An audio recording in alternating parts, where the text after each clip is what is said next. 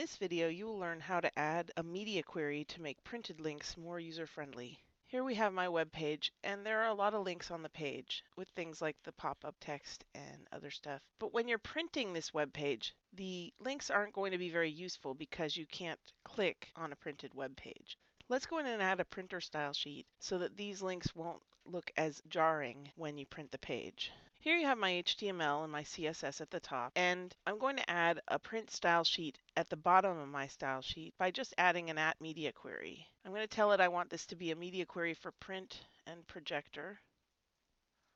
And then I'm going to put in curly braces. That tells it that all of these styles should only apply if the device displaying this web page is print or it's a projector, because projectors have pretty similar requirements to print. Then we're going to add the styles to the style sheet. I want to style my anchor links and my A:*link links, and I want to make sure that they look okay in a print. You add styles in a print style sheet the same way you would add them in a regular style sheet. So here I've got my A link followed by a comma and then my second selector A:*link, and I'm going to change the color to black,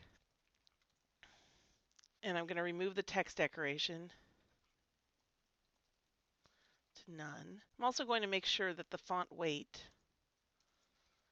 is normal, just so that it doesn't stand out. Now for my specific design, I also noted that the text in the footer is pretty small, so I want to make that larger. Plus I have these span tags that display when you mouse over. Now they're not likely to display because they're already set to display none, but I want to make sure that they don't display when printed. So let's go and add that. So I'm going to add that.